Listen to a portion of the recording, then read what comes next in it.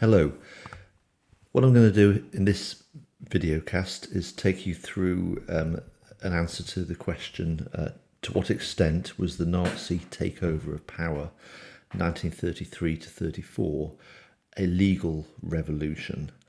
I'm not just going to take you through the content of how I would write an answer to this question, but I'm also going to take you through the planning process, and actually before that, the question analysis process. One of the key things I've always sort of emphasised is that the actual writing of an answer is the final element of a three-stage process that you've got to go through, and often when I ask students what's the process before writing the essay, they'll say write a plan. Well, yes, that is true, but there is another process that you have to go through first before actually writing the plan, and that is actually analysing the question. So the first thing to do is to analyse the question. You then write a plan, and from the plan, you write the actual essay. Anyway, let's get into this actual question. This is a good question to sort of exemplify the process of question analysis. So the question is, to what extent was the Nazi takeover of power 1933 to 34? So with any question, you've got to sort of like break the answer down, break the question down into its separate components. I suppose the first thing, obviously, to be aware of here with this particular question is always look at the dates, and it's 1933 to 34. Nearly all A-level history essay questions will give you the parameters, the dates, and it's really important that you cover the full range of dates, or at least that's your first sort of trigger. You've got to apply the knowledge that you have, what I often call your fingertip knowledge, the knowledge that you have committed to your long-term memory, instinctive knowledge. A bit like riding a bike, you don't have to remember to move your legs on the pedals when you get on the bike. It happens instinctively. Well, with history, you can't just sort of like learn the knowledge at the last minute and expect it just to be at your fingertips. You've got to be repeatedly and deliberately over a period of time, over a long period of time, be reviewing knowledge, picking up all that sort of like content and committing it to your long-term memory. So from your fingertip knowledge, you should be immediately thinking, right, okay, why 1933? Why have they put that particular date? And obviously the key thing there is, the key trigger for you is the 30th of January 1933, when Hitler became Chancellor. Why 1934? Clearly, again, from your fingertip knowledge, August 1934, when Hindenburg died peacefully in his sleep, a month after the Night of the Long Knives, and as a result of that, Hitler became Führer. So instinctively, from your deep knowledge, hopefully, as an A-level student, you would recognise the parameters. You've got to cover that whole sort of period there. You're not going to get credited if you start talking about 1935. You don't want to stray into irrelevant material from before 1933. You've got to keep it focused on the years 1933 to 34. Now, fortunately, most history books, most good historians, when they write about Nazi Germany, recognise this as well. And often the historians will write a chapter, and it'll be called something along the lines of the Nazi seizure of power, as opposed to the Nazi rise to power, which is about the period building up to the 30th of January 1933, the period before Hitler became Chancellor. When historians talk about the seizure of power, they're talking about how Hitler, between January 1933 and August 1934, turned his chancellorship into a dictatorship. So immediately you look at the dates and you should be pretty comfortable from your fingertip knowledge as to what the question is asking you to talk about. Okay, and other sort of key phrases. That's obviously a key one. And here, to what extent? You'll see that in most A-level essays. it is crying out that you need to basically balance your answer. Okay, that you've got to weigh up arguments and reach your own conclusion. Okay, so you're evaluating, you're assessing. It's not asking you to say it was a legal revolution in these ways, and just that would be a heavily one-sided response. It's actually asking you to consider, well, in some ways you could argue it was a legal revolution, but in other ways arguably it wasn't. Okay, so there's got to be that weighing up, and that's obviously going to be a key part of your plan, because what you're doing when you're writing a plan for an essay is you're thinking what your key building blocks are going to be, and so that needs to be sort of like built into your structure in some way. Okay, so you're picking up these sort of key clues. So it's obviously about the Nazi takeover of power, as we just said, and then there's that one, legal revolution, and immediately what you should be thinking here is actually there's two words. There is legal and there is revolution. Every single word in an A-level history essay, it needs to be really thought about carefully before you launch into writing your plan and then writing your answer. And as is pointed out here with the question analysis, two smaller questions therefore sit inside that larger question. Okay, you can almost break that where you can break that question. To what extent was the Nazi takeover of power a legal revolution? You can break it down into two questions. Okay, if you take out the word legal, there is a sub-question, and that sub-question is, to what extent was the Nazi takeover of power a revolution? Okay, so that's the first question, a revolution. To what extent? So you can balance that. Okay, immediately you can almost sort of see two building blocks. Yes, in some ways it was a revolution, that could be a building block. On the other hand, in other ways, it was not a revolution. There's another building block.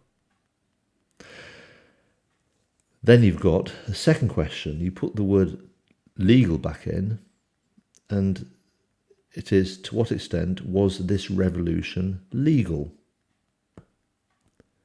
So there are two more building blocks, because you've got the phrase to what extent. So you could create a building block.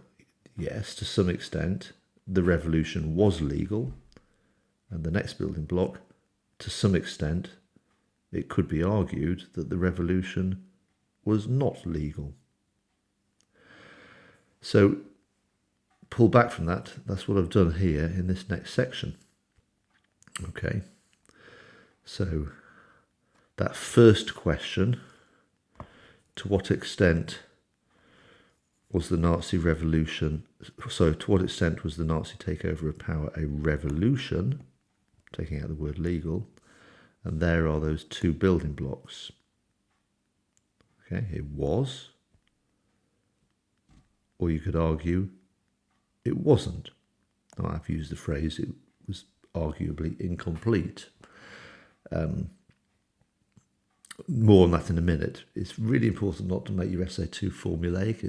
The words you use, the vocabulary you use, has got to demonstrate that sort of spontaneity, which I'll come on to also in a few minutes.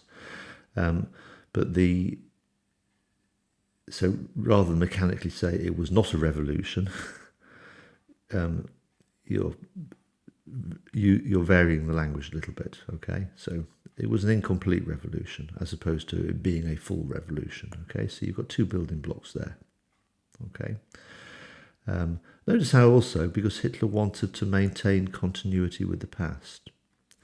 And in the first bit, because the takeover significantly broke with the past. Now, what those bits do, because the takeover significantly broke with the past, you are showing the examiner you understand what the word revolution means. Okay, a revolution is a significant break with the past.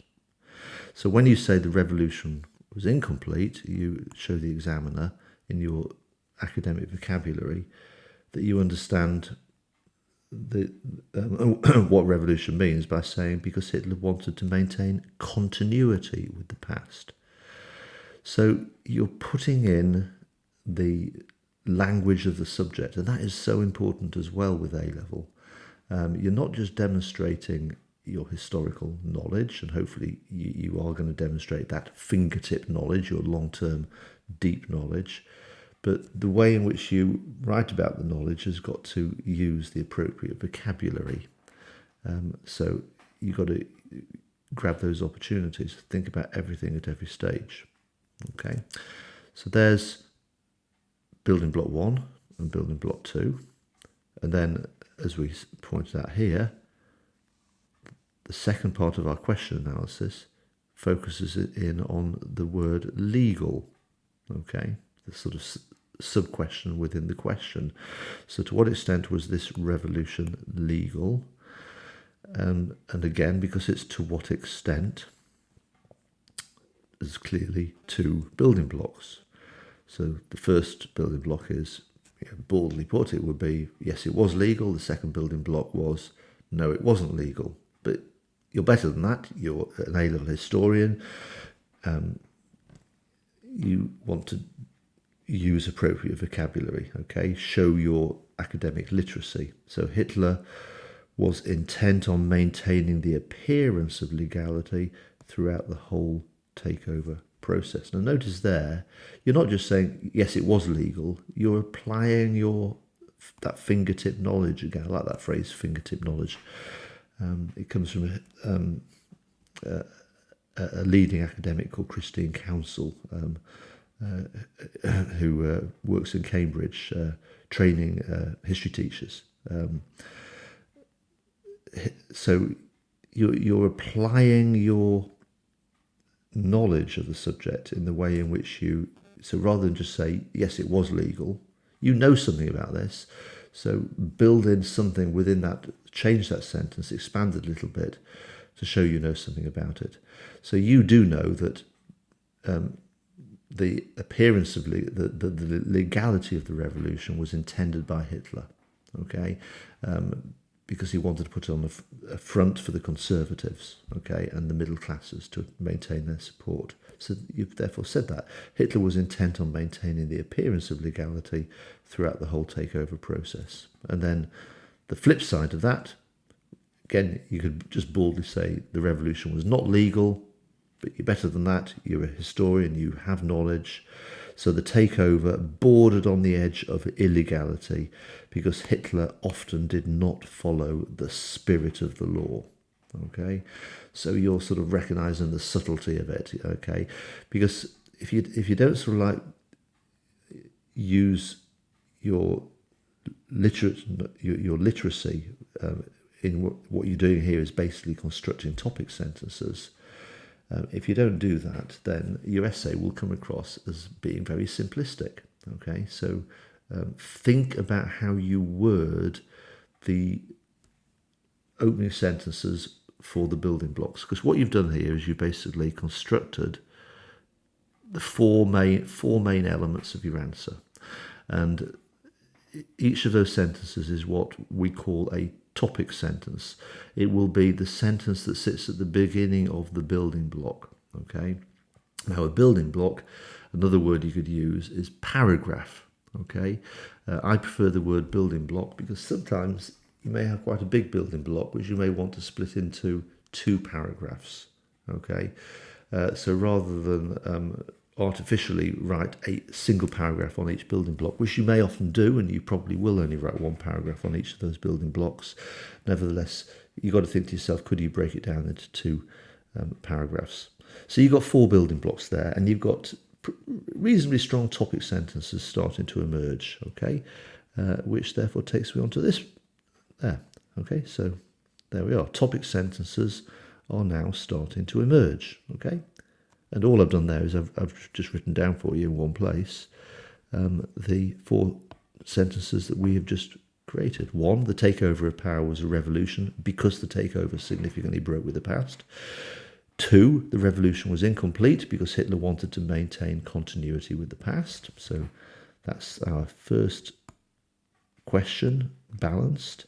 And the next one, Hitler was intent on maintaining the appearance of legality throughout the whole process of taking over power, and then the takeover bordered on the edge of illegality because Hitler often did not follow the spirit of the law. And there's our second sub-question, balanced. Just all in one place, what we did a minute ago, okay? Now, at that point, you go, great, I've got my 4 elements.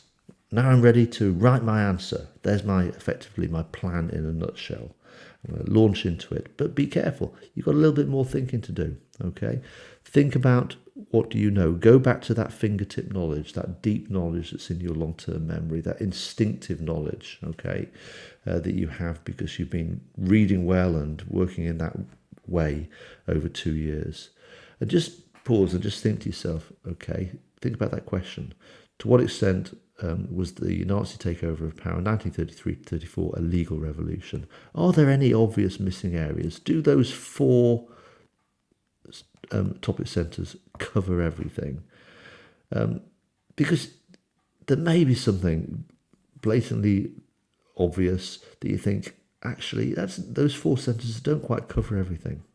Okay? So I've thought, yes, okay, I've got those 4 sentences, but here I've gone and added an additional building block. I think there's an additional area there. Again, there's no formula. I can't teach you this. This simply comes out of knowing the subject, okay? And that's, I mentioned that earlier, is that good A-level history writing, to some extent, I can teach you a structure, which is what I'm doing here. It's what we call scaffolding, building a structure. But ultimately, if you become too reliant on me teaching you structures and you just apply those structures, it will not be a spontaneous, good, really strong A-level answer. It will be a fairly formulaic answer. So ultimately, in the end, you've got to have the confidence just to go with the flow, okay? It's a very natural, instinctive thing, writing a good A-level essay, okay? So there's a word of caution. Now, going with the flow, I would think to myself, oh, hold it, okay? The takeover of power was a revolution because the Nazis used political violence throughout the whole process, okay? Knowing that subject, I know that it really was not so that it really, ultimately, it was a revolution because sitting beneath everything throughout the whole of the period, 1933 to 34, there was either direct violence or there was a threat of violence. And for me, that's a sort of important thing. It's all very well saying, arguably it was not a revolution because... But I know that ultimately it would be wrong to claim it was not a revolution. The crucial point was that sitting beneath it was political violence. So I'd actually like to have a whole building block just on that, okay? Otherwise, that key message about political violence could get watered down and lost within those 4 initial very good building blocks, okay? So I'm going to put that one in, okay? So that's important. What you're doing here is you're thinking, what is my key message? And I want to actually have a key building block just on that key message. And so that really, really does stand out. And that's why I put it at the beginning, okay, there, okay, so at least for the moment. Now, we're starting to get there. It's like, this is great. We've got 5 building blocks. Broadly speaking, add an introduction, add a conclusion, that is 7 paragraphs. 7 paragraphs is about right for an A-level essay.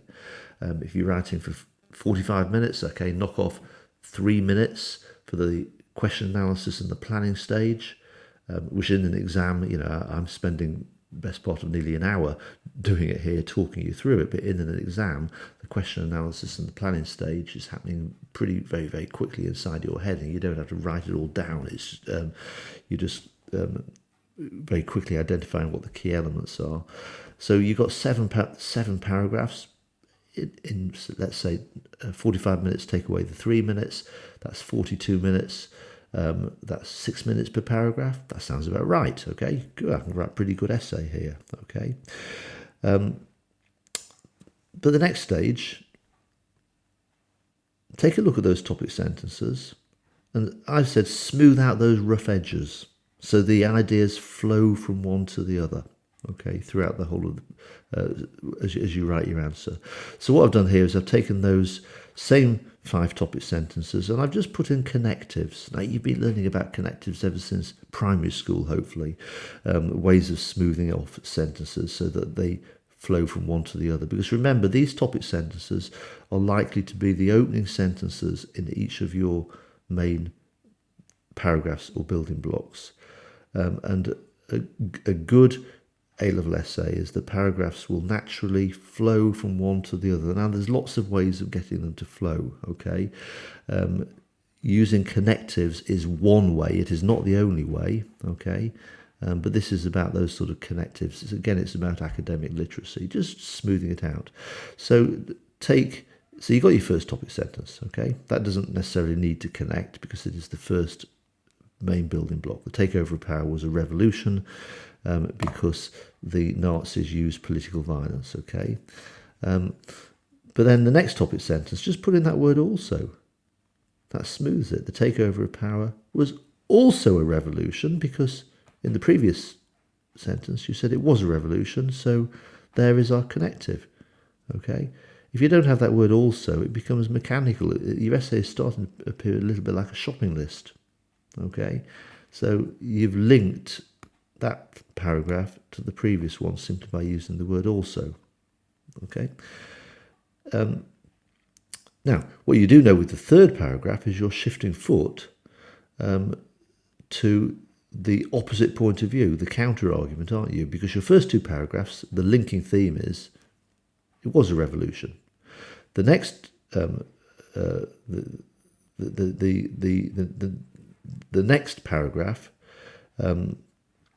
is the revolution was incomplete because Hitler wanted to maintain a continuity with the past. Okay, so you're shifting theme from paragraph 2 to paragraph 3. So make that obvious that you're shifting theme rather than just say the revolution was incomplete because, which is a sudden jolt as you move from paragraph 2 to paragraph 3. Put in that phrase, in spite of the significant break with the Weimar Republic, which is what you said in the first 2 paragraphs. Okay, you've argued that there was a significant break. You're now turning it around to say the revolution was incomplete. So putting the phrase in spite of the significant break with the Weimar Republic, is you've smoothed off the transition from paragraph 2 to paragraph 3 because Hitler wanted to maintain continuity with the past in order to maintain conservative support for the Nazi regime.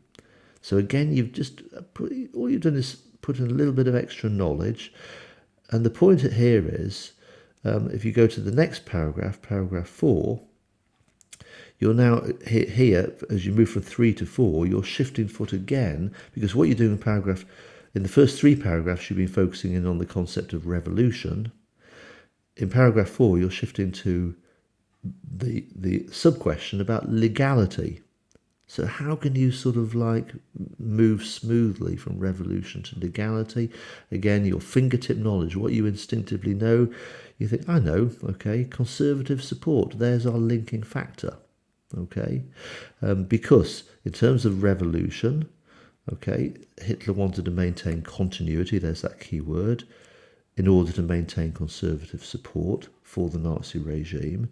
And you know instinctively when you move into paragraph 4, where you're going to be arguing that Hitler wanted to maintain the appearance of legality throughout the whole process. Why does he want to maintain the appearance of legality? Who does he want to maintain the appearance of legality for? He wants to maintain it for the conservatives. So conservatives becomes the linking factor between the 2 paragraphs. You've identified a way of moving smoothly between the 2 separate elements of the question. Okay, and then paragraph 5. Okay, you're still on the issue of legality, but again you're shifting foot because in paragraph 4 you're talking about Hitler maintaining the appearance of legality, whereas in paragraph 5 you're shifting to the counter argument that Hitler that the takeover was arguably illegal or bordering on illegal, okay, because Hitler did not follow the spirit of the law. So what's the link? Well, here in this paragraph, you're talking about the spirit of the law. Well, thinking about it, paragraph 4, in which you're arguing that arguably it was legal, it's about the letter of the law. So there's your linking sentence, isn't it? Hitler may have followed the letter of the law, but. So just putting in those few words at the beginning of that topic sentence has smoothed the transition from building block 4 to building block 5. Now again, that took me 5 or 6 minutes to explain it to you. In A-level essay writing, that sort of process will be instinctive. It will happen in your head as you are writing your answer. Okay, you don't sit there and plan it, but when you're writing your answer and you're moving from one paragraph to the next, you've got to be thinking to yourself, right, how am I going to use my language to smooth the transition between paragraphs? Okay, but as I said, there are many other ways of linking paragraphs. Okay, that's with the use of language. The other way of linking paragraphs is obviously in the main body of the paragraphs. When you're applying knowledge and writing your explanations, is grab opportunities to point out similarities and differences with what you talked about in the previous paragraph. Okay, so again, you can make connectives through knowledge to establish links between paragraphs as you go through. Okay, so you now have 5 strong topic sentences. Okay, the outline of a strong answer is starting to emerge. Good. And you know that you've got 5 main building blocks. So you now need to consider what the supporting knowledge will be. Because as I said, you've got a building block, and a building block traditionally is a paragraph. And what you've just done here is you've written the topic sentence for each paragraph. It's the main point, and the main point is usually the opening sentence. Not always, but it should be early on in the paragraph, often at the beginning of the paragraph. Okay, but you've got, as I said earlier, you could have 6 minutes to write that paragraph. So the topic sentence will be written in the first 30 seconds. You've got another 5.5 minutes to develop that point and explain that point. And that's where you're going to bring in more knowledge to exemplify and explain the point that you have just made. Okay, so what's the obvious thing to do? Now, again, when you're sort of working on this process in your own time over the 2 years, because you want all this to be instinctive in the exam to happen very quickly, because you're only going to have 2 or 3 minutes. So over the 2 years, you've really got to sort of work on this at home, taking questions and thinking them through.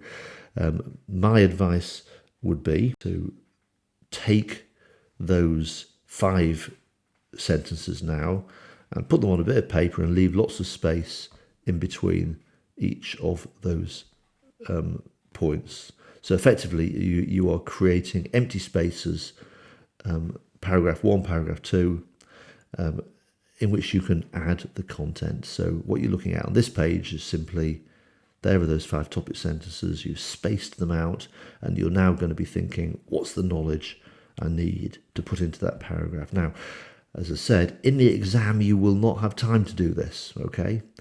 In the exam, you've really just got time to work out what your topic sentences are going to be, and you wouldn't even have time to really write out those topic sentences. You've just got to think through what the topic sentences are going to be. You might want to jot down 2 or 3 buzzwords, and then you're writing the topic sentences as you're writing your answer. But when you're at home, you're sort of like perfecting this craft, okay? So you've got plenty of time to sit down and really work it through, in your at home and in your free time.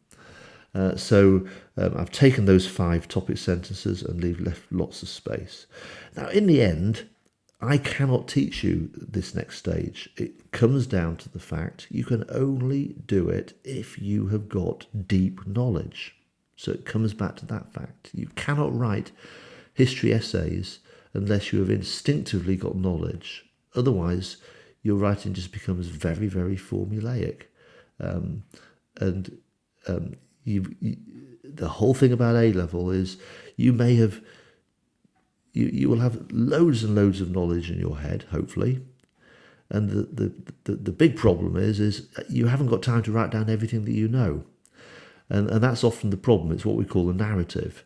The weaker candidates would look at the question and go, oh, it's about the seizure of power 1933 to 1934. I'm going to write down everything I know about the seizure of power. And you've memorized your notes. And then you've got, I don't know, you may have 20, 25 sides of notes. You've only got 42 minutes to write an answer. So the obvious point is you have to be very, very selective. You have to instinctively know which knowledge will fit into which components of the answer. And you can only instinctively apply knowledge to your components if your knowledge is deep knowledge. If it is just learned in the short term, memorized by learning in the short term, then it's not what we call instinctive fingertip knowledge, and you're not going to be able to apply the knowledge. So this is obviously a key part that comes out of just simply being knowledgeable. Okay, you're selecting the relevant points that fit behind each of those sentences, and that out of that comes confidence of saying this bit is not relevant. I may have all this in my notes, but I'm not going to include it in this essay. That's the whole point. That's what A-level is about. It's about having the confidence, and confidence comes from knowledge, to apply the relevant knowledge to the components that you've put together in your plan. Okay, so this therefore is what my answer would look like. Okay, but as I say, word of caution: another student with deep knowledge may have other knowledge in their answer. Okay, it does not mean my answer is right and the other answer is wrong. Okay, there are many, many routes to a good A-level answer. So I'm going to zoom in and take you through my key points to finish off this video cast. But as I say, there are other key points that could be used to develop each of these topic sentences, and a different student could very well have a different route here to this answer. So, the takeover of power was a revolution because the Nazis used political violence throughout the whole process. How would I develop that? Well, 1, the National Uprising campaign, the election campaign, SA deputised to the Prussian police. The SA deputies, remember there were 50,000 of them, used violence against communists and social democrats. Okay, so during the National Uprising election campaign, which was February up to the 5th of March 1933, the campaign for the 5th of March elections, a huge amount of violence was used, largely because Goering deputised 50,000 stormtroopers to the Prussian police. Okay, there is a clear argument about the use of political violence. It was being used. Now, you could include some statistics, how many people were murdered by the SA during the election campaign. There is a clear argument that it was revolutionary. Okay, but there's other points you can include. Okay, think about the vote for the Enabling Act. There was the threat of violence because the voting chamber was surrounded by SA deputies. So not SA stormtroopers, but the Reichstag deputies, the members of the Reichstag, the voters, the members of the political party, were intimidated because they were surrounded by SA stormtroopers during that vote. And that was particularly the case with the Centre Party. They were the key balancing party. Their vote was crucial.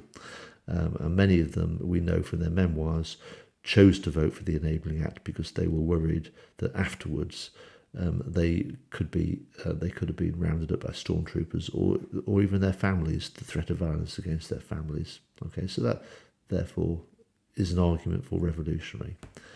Other ones, okay, the Gleichschaltung of the trade unions was an important factor. We know that on the 2nd of May 1933, stormtroopers stormed the trade union offices. Okay, that was not peaceful. Arguably, therefore, this is all part and parcel of why the takeover was revolutionary. Again, think about what you know about the takeover of power of the states, the so-called town hall revolutions, in which stormtroopers were sent out to the corners of Germany and were deliberately provoked violence against communists in order to provide Hitler with the excuse that he was given by the powers given to him by the Reichstag fire decree of the 28th of February 1933 to effectively take over the power of policing in the states if he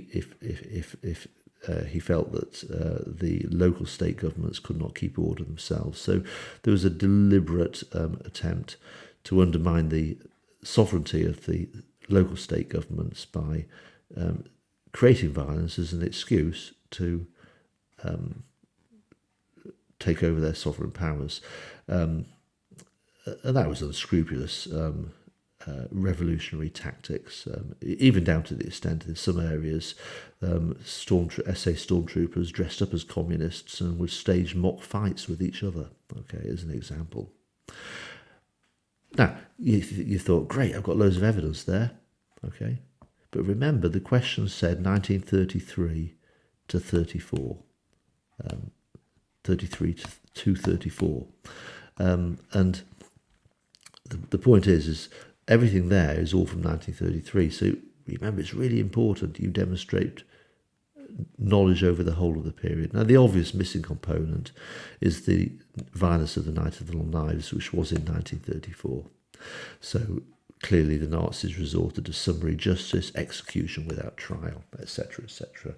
So in 6 minutes, I would argue that you could get those points down pretty clearly, because that's what you're talking about, 6 minutes per paragraph, to demonstrate a convincing case that the use of political violence by the Nazis is an argument that it was a revolution.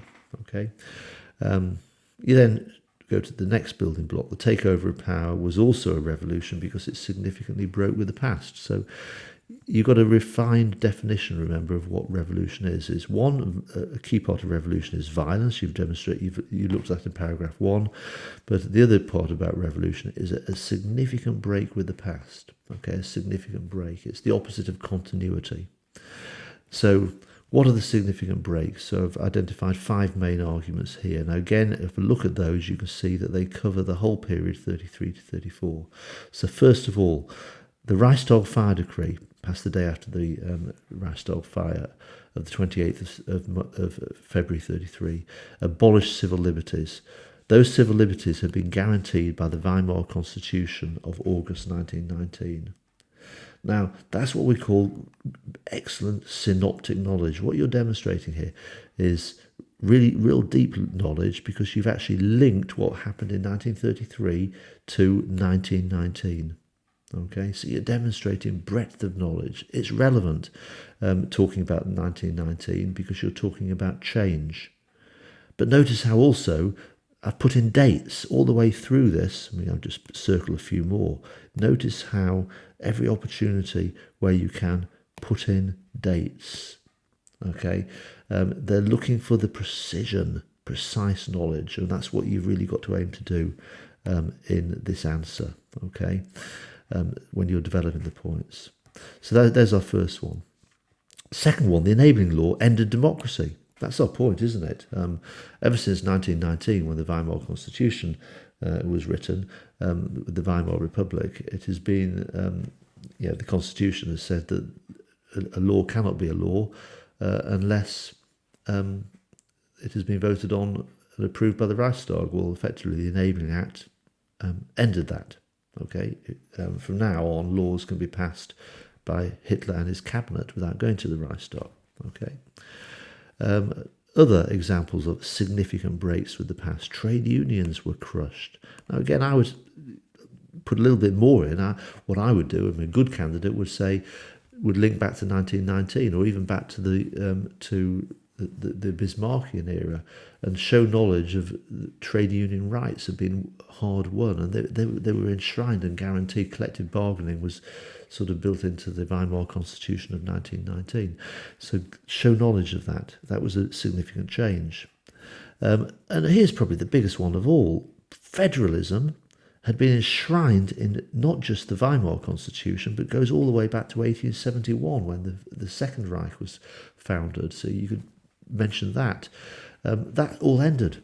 Okay, the sovereign rights of the local state governments, the Länder, effectively were destroyed during this period. And the process was completed on the 30th of January 34 with the law for the reconstruction of the Reich. An end, okay? A significant break with the past. And then, of course, August 1934, following the Night of the Long Knives and then the death of Hindenburg, you've got the positions of Chancellor and President were combined into one. Now, again, those positions have always been separate ever since 1871. Continuity from the Second Reich into the Weimar Republic. There had always been continuity. Now there is a break with the past. Okay, so there's some pretty convincing points for the fact that why 1933 to 34 was a revolution. So the point I'm making here is you can't talk about revolution, you can't talk about a break with the past without bringing in information about what was there before the Nazis. And that means going back, if necessary, 60 years. So you've got to bring that knowledge into your answer. You've got 6 minutes, okay? You've got to be punchy. You've got to write your points very succinctly. Have a go, practice it, okay? You're at home now, wherever you are. Just pause this video, get a bit of paper and try to write a paragraph that says all of that and time yourself and try to do it in 6 minutes. You've got to be selective. You've got to be sharp in your writing to do this. Okay, this is what A-level history is about. We move on. Next paragraph. Okay. As you can see, at a quick glance here, again, similar 6 points. Okay. To develop that point. So the point you're making here is, in spite of that significant break, the revolution arguably, you could argue, was not a full revolution. Okay, so although there was a significant break, arguably, it was not a full revolution. Why not? Because there was elements of continuity. It was not a full break with the past. There were strands from the past that continued. Okay, significant strands. And you know that from your fingertip knowledge, because we know that Hitler was anxious to maintain the illusion of continuity. Okay. In fact, what Hitler was doing is he was trying to present an image that there was a break with the Weimar past, but Hitler was restoring the links with the Second Reich. That he was restoring the spirit of Bismarck's Germany. Now, we, of course, know that was not true. That was a pretense to win some conservative support. So there's another area to be developed in your essay. But here you're going to pull all this together. How did Hitler try to maintain that illusion of continuity? Okay, so what are the key things you know? And again, remember, you've got to try to cover the sort of period 33 to 34 here. So first of all, obviously, you've got the day of Potsdam, okay? 3 days before the passing of the Enabling Act. That was the sort of like key centre point, the propaganda masterpiece of Goebbels in seducing the conservatives into thinking that Hitler was not a revolutionary. That's the whole point.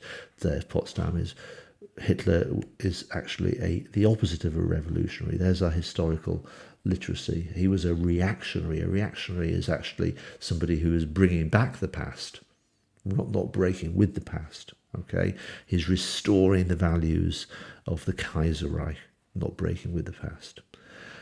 Other evidence, think through. What other things can we say? Hitler's famous speech to the Gauleiters, in which he argued that the revolution should not be a permanent state. So that really crucial speech to the party of the 6th of July 33, where Hitler talked about the stream of revolution must move into the secure bed of evolution. That's a lovely little quote to learn. I reference you to the actual original document in Noakes and Pridham when we did that lesson. Okay, so there's a great opportunity to bring a little quote from that document in, because what Hitler was saying in that document is that the revolution is now ending, that we're going to shift from revolution to evolution. Well, hold it. The question is about was this period 33 to 34 a revolution? So you've got to use that language. So the word evolution, revolution means sudden change, evolution means gradual change. Hitler himself tried to maintain the sense that there had been a lot of change, but it now must slow down. So clearly you've got to talk about this in your answer. Next one. We know that Hitler kept on many of the institutions of the Weimar Republic. You've done a whole lesson about party versus state, and about Hitler's style of leadership. So bring some knowledge from that into your answer here. So key institutions such as the army, many of the ministries like the Foreign Office were not really Nazified. Even to the top level, Hitler kept Konstantin von Neurath in as foreign minister until 1938. Schacht was minister for economics, etc. These were not. He kept those ministries going. Okay. Now you contrast to, say, Soviet Russia. All those structures in the Soviet Russia in 1918 were basically abolished. I mean, it was a complete rebuilding of the structure of government. But all the Weimar structures continued into Nazi Germany. So he kept the ministries, he kept the army. As I say, many of the ministries were not fully taken over. The Reichstag, he kept it. Hitler kept it. Even though, think about it, really, what was the point in keeping the Reichstag?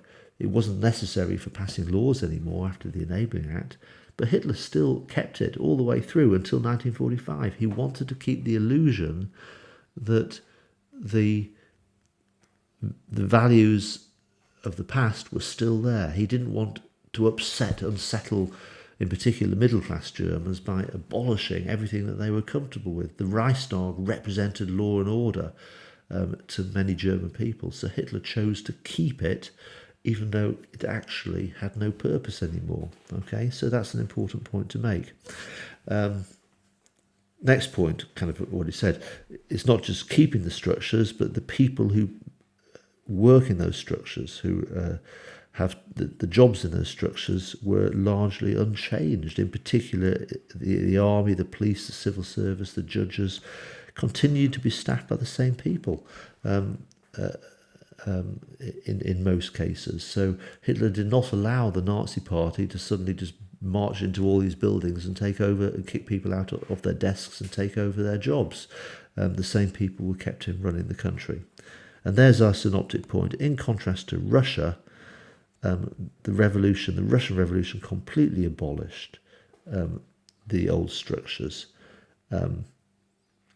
Hitler, in a sense, this Nazi takeover of power was 16, 17 years later, and Hitler was able to learn from the Russian Revolution. Hitler knew that to some extent, or to a large extent, because in Russia the Bolsheviks had completely abolished all the old structures and had brought about a complete revolution, what happened as a result is Russia plunged into years of civil war and chaos between 1918 and 1921. And arguably, Russia never recovered from that. Okay, the next 60 years, the chaos of the Civil War significantly weakened the infrastructures of the Soviet Union, and it was one of the big factors why ultimately communism and the Soviet Union collapsed 70 or 80 years later. Hitler was very anxious to avoid that. He knew that rebuilding this sort of devastated German economy, devastated by the Great Depression, required continuity, that he needed to keep stability. Okay, so therefore continuity. It could also be argued that democracy collapsed 3 years before. Isn't it another interesting point that, again, turn it around, because you're talking about here continuity with the past. You're arguing a case in this paragraph that there was not a complete break with the past. Well, what you're saying here is actually many of the things that Hitler did between 1933 to 34, previous chancellors had been doing before Hitler took power. So to argue that Hitler broke with the past by, for example, introducing the Reichstag fire decree and by passing laws by decree. Well, actually, ever since 1930, chancellors had been bypassing the Reichstag, using the powers given to them by Article 48 of the Weimar Constitution to pass laws by decree without actually using the Reichstag. So that's a counter-argument to the earlier point that it was a revolution because the Enabling Act allowed Hitler to break with to not use the Reichstag anymore. Well, you could argue that the Reichstag had not been used for the passing of laws by previous chancellors, in particular Brüning, Papen and Schleicher. Okay, so again, you've only got 6 minutes to write that down. Okay, that's the whole point about planning, is you've identified, you've got 7 building blocks, introduction, conclusion, and then 5 main blocks, 6 minutes per paragraph. You need that. You've got to be punchy. Okay, have a practice. Look at that paragraph. Look at what you're looking at there now. Pause this video and make yourself write that in 6 minutes. Time it. Practice. That's how you do it at A level. It is deliberate practice at articulating these points. Paragraph 4. Okay, more of the same. Okay, so our key point is the Conservatives would only back Hitler if he followed the letter of the law. So this is the paragraph about the letter of the law. So Hitler was intent on maintaining the appearance of legality throughout the whole process of taking over power. So the appearance of legality by constantly saying, look, what I'm doing here, the Weimar Constitution says I'm allowed to do it. So I'm not being illegal. And on the surface, Hitler was right. Okay, so what are the key points you want to make? I think that's obviously a key one. Hitler had learned that from back in November 1923. He'd learned the lesson that you've got to kind of like maintain the appearance of legality. The modern revolutions are legal. You can't just march on cities with armed, like the Bolsheviks did in 1918 and seize power like Mussolini did in 1922. Hitler has recognised the fact, particularly in Germany, where there's a strong sense of law and order in the middle classes and the way Germany had been created by Bismarck. Hitler's learned the lesson from the past. You've got to basically keep the law and order minded German people, in particular the middle classes, happy that the process is legal. So the passing of the Reichstag fire decree, that important decree of the 28th of February 1928, in which Hitler was given powers to arrest people at will and to ultimately take power of policing away from the state governments. Hitler justified it using Article 48. Okay, Article 48 of the Weimar Constitution allowed Hitler the decree for the protection of people and state was signed by President Hindenburg, and the Constitution said that President Hindenburg could do that. So therefore, arguably, the Reichstag fire decree, which gave Hitler these enormous powers, was legal, arguably. Okay. Also, arguably, that same decree, the decree for the protection of people and state, it was very difficult for Hindenburg not to sign that decree, because way back on the 20th of July 1933, when von Papen was Chancellor of Germany, von Papen had done almost an identical thing within the state of Prussia. He had persuaded Hindenburg to sign a decree using Article 48 to allow von Papen to purge the Prussian government of political undesirables, in particular the SPD. So because Hindenburg had done that before with von Papen, when Hitler went to him in February 1933, the day after the Reichstag fire, and said, I want you to sign a similar decree, in a sense, Hindenburg could have said no to Hitler, but it was difficult for him to say no because he'd said yes to von Papen earlier in 1932. So there's a good synoptic point. The Enabling Act, okay, why was it legal? Okay, it's easy to say what the Enabling Act did. It gave Hitler powers, but why, arguably, was it legal? Because the Weimar Constitution said in Article 76 that to change the Constitution, you've got to have a 2/3 vote of approval in the Reichstag. And Hitler, arguably, secured a 2/3 vote of approval in the Reichstag. He went through the process of pretending it was illegal, okay? He called a vote, got the deputies together, called a vote, and they voted for it, and the Nazis got 2/3 of the votes. Now, there's a counter-argument, which will come through into the next paragraph, but that's all very relevant. Every step of the coordination then was followed through afterwards with a law, so that the change was justified as being legal. Okay, so this is a hugely important thing. Up to this point, you're very much focused in on the months of February and March 1933. Now you've got to show a bit broader knowledge. So, armed with the powers given to him by the Reichstag Fire Decree and by the Enabling Act, Hitler then Gleichschaltunged much of German life. Okay, he coordinated, brought German life under his control. But at every step, okay, whether it's the crushing of the trade unions, whether it's the coordination of the federal states, whether it's the takeover of the media, Hitler followed through by passing a law which justified the change as being legal. And Hitler needed to do that because he needed to convince, in particular, the middle classes of Germany that this unsettling change that was happening was within the boundaries of the Weimar Constitution. It was all legal. And that was such a crucial point because the middle classes were unsettled by much of the change. They liked some things. Hey, yeah, the crushing of the trade unions was something that many of the middle classes liked, but getting rid of the federal states, yeah, that was established since 1871. Many middle classes would have been extremely concerned about that, but how can we say no? It was legal. Hitler's got the power to do that. So he always passed laws. So what I'm saying here is it's really important in this essay that you show knowledge of those laws, and you show knowledge of the name of the law and the date. So the law for the restoration of a professional civil service of the 7th of April 33, the law for the coordination of the Länder 31st of March, the law against the formation of political parties of the 14th of July 33, the law for the reconstruction of the Reich of 30th of January 1934, and the law on the head of state of the German Reich of the 1st of August 1934, which was passed when Hindenburg died and the position of Chancellor and President was combined into one person. Okay, so again, notice how punchy you've got to be. Practice it. 6 minutes. Get that down. You've got to be very, very concise. Get the detail in with the dates, all of which must develop that sort of key point. And then our final paragraph. Okay. So here you're turning it around and saying, yeah, in spite of all that, okay, he did arguably follow the letter of the law, but he was not following the spirit of the law.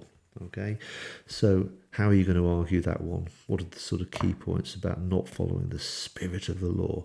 That, you know, arguably it was unconstitutional. Okay, think it through. So I've put in 7 useful points here.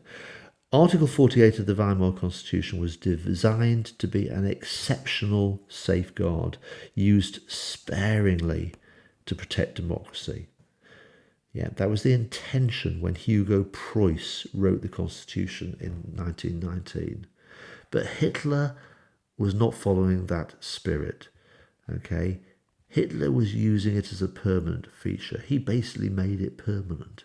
Okay, so when the Reichstag Fire Decree was passed on the 28th of February 1933, the intention was it should be a temporary emergency decree that Hitler would temporarily have the powers to arrest people at will. Hitler made it permanent. Okay, so Hitler was not following the spirit of the law. Next one, Article 48 was intended for presidential use only, not to be used by the Chancellor. Okay, but the point is that, again, that was the mistake of the Reichstag Fire Decree, is that Hindenburg mistakenly gave powers that should only have been preserved for the president to the Chancellor. Hitler could now sign off laws by decree following the Reichstag fire. Next one, the way in which Hitler manipulated the President Hindenburg to signing the Reichstag fire decree, okay, by arguing there was a communist threat, whereas in fact this did not exist. Okay, so yes, strictly speaking, Hindenburg signed the decree, gave Hitler the power, the constitution was followed, but Hindenburg was misled. Okay, Hitler went running into his office saying, look, the Reichstag's on fire, the communists are trying to seize control. There's no evidence that the communists were trying to seize control. The Reichstag was burnt down by one loner. He was a communist, but it was not part of a communist conspiracy. So, therefore, Hindenburg was duped. That undermines the whole basis of the legality of the Reichstag fire decree. The deputising of 50,000 stormtroopers into the Prussian police was arguably illegal because it politicised the policing of 2/3 of Germany. The police are not supposed to serve political functions. Okay, the police are supposed to serve the law, not a political party. By deputising 50,000 stormtroopers to the police, that were used in the election campaign to make it difficult for communists to campaign, when there's no evidence that the communists were a revolutionary threat, was basically turning the German police into a political instrument, which was against the spirit of the constitution. So the point is the Nazis used the pretense of legality as a thin mask for beneath the surface, basically, they were terrorists, full stop. Okay, they were operating illegally, hiding behind the pretense of legality. A nice quote from Hildebrand there. All of this information, a lot of this information is taken from that Stephen J. Lee essay that I've referred you to, so you can find that original quote from Hildebrand there. The threat of violence. Okay, what about the intimidation in particular against the Centre Party while the vote took place for the Enabling Act?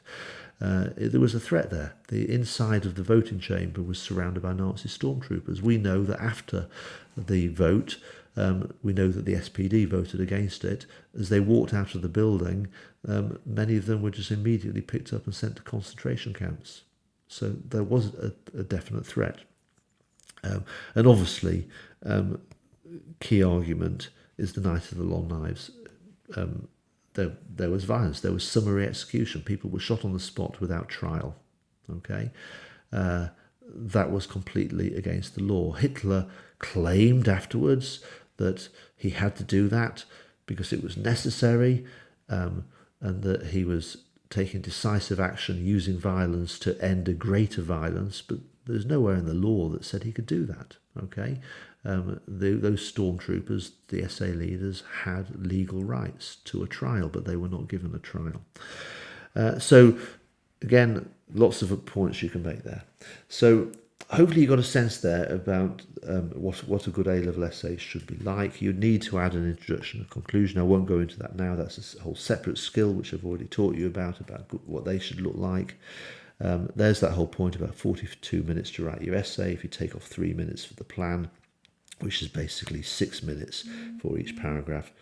Practice, practice, practice. Take it away, 42 minutes, have a go at writing it. That's really the ultimate way of perfecting the skill of writing A-level essays. Okay. Hopefully that was useful to you. I will sign off now. Thank you very much.